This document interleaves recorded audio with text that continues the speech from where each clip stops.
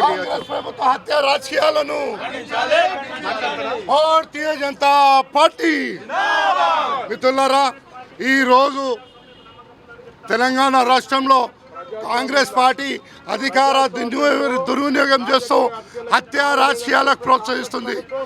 రేవంత్ రెడ్డి నీకు హెచ్చరిస్తున్నాము, నీ పంతా కనుక ఇదే ఉంటే రాబోయే రేపటి నుండి మా దినం మా తడాక ఏంటిదో నీకు చూపిస్తాం. నీ గద్దె దించేదాకా వదలమని హెచ్చరిస్తున్నాం.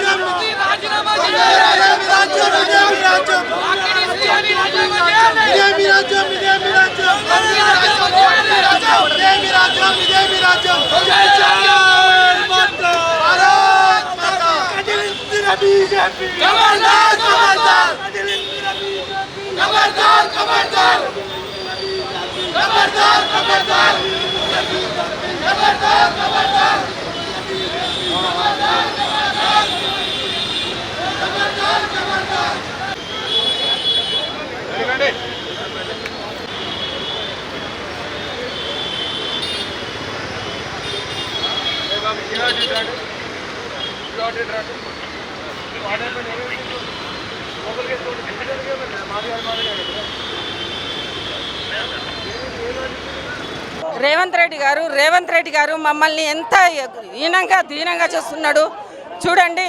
ఇప్పుడు ఒక హత్య చేసిండు, పిల్లాడు చచ్చిపోయిండు. మా బాధ ఎంత ఉంటుంది చెప్పండి. మా బీజేపీని ఏమనుకుంటున్నాడు? మేమందరం కలిస్తే ఏమన్నా చేయగలుగుతాం. రేవంత్ రెడ్డి ఏమని డిమాండ్ చేస్తున్నారు? ఇప్పుడు ఏమని డిమాండ్ చేస్తున్నామంటే రేవంత్ రెడ్డి గారు ఏమి లేదు, అరాచకాలు చేస్తున్నాడు, హత్యలు చేస్తున్నాడు, మోసాలు చేస్తున్నాడు, ఏమి ఉన్నాయి కూడా కరెక్ట్ చేయలేదు. బీజేపీని మమ్మల్ని ఏమి కాకుండా చేస్తున్నాడు. మేము మూకం చెప్తున్నా, ఎంత దూరం అంటే అంత దూరం వెళ్తాం, ఎంత దూరం అంటే అంత దూరం వెళ్తాం. రేవంత్ రెడ్డి గద్దె దించాలి, రేవంత్ రెడ్డి గద్దె దిగాలి. నివాసులతో మనవి చేయడం ఏమనగా, ఈ సమస్య ప్రజలది కాబట్టి దాన్ని ప్రజలు నిర్ణయించి ధర్నా చేయడంలో నష్టమేం లేదు. ఆఫీస్లో మెమోరాండం ఇస్తారు, దానికి పెద్ద ప్రాబ్లం చేయడం చాలా తప్పు. దయచేసి ఇటువంటి కార్యక్రమాలు మళ్ళీసారి చేస్తే మర్యాద ఉండదని చెప్పి హెచ్చరిక చేస్తున్నా. ధన్యవాదాలు. చెప్పాలండి, రేవంత్ రెడ్డిది అలా ఏం పడితే అది మాట్లాడతాడు. ఆయనకి అసలు ఏం లేదు. అసలు ఆయనకి ఎలా మాట్లాడాలో కూడా తెలీదు, ఎలా సీఎం అయ్యిందో తెలీదు. ఈ ఆత్మహత్య వెనకాల ఒక మంత్రి ఉన్నారు. ఆ మంత్రి సస్పెండ్ అవ్వాలి, ఆయనకి తొలగించాలి. అది సీఎం గారికి తెలిసి సీఎం గారికి కూడా చేయి ఉండొచ్చు ఈ కాలం, మాకు తెలియట్లేదు. మా పేదరికం ఎస్టీ మోచా వాళ్ళందరూ చనిపోతున్నారు. ఆయన ఈరోజు ఏం చేసిండు? పార్టీ కోసమే కదా చేసిండు. వెళ్ళి రాత్రికి రాత్రి చచ్చిపోయినట్టు చేశారు. ఆయన వాళ్ళ పిల్లలు ఉన్నారు, వాళ్ళ భార్య ఉన్నారు, అనాథలు అయిపోయారు. ఈరోజు ఆ సీఎం గారు ఏమైనా చెప్తారా? రేవంత్ రెడ్డి ఏమైనా చెప్తారా వచ్చి? అది చూసుకోండి. రేవంత్ రెడ్డి గద్ద దిగాల్సిందే. ఇప్పుడు సీఎం చేసే అధికారం ఆయనకు లేదు. ఇప్పుడు ఆయన గద్ద దిగాల్సిందే అండి. మాది ఒక్కటే పోరాటం. ఇప్పుడు నుంచి మేము బీజేపీ పార్టీ ఒక్కలు అయిపోతాము.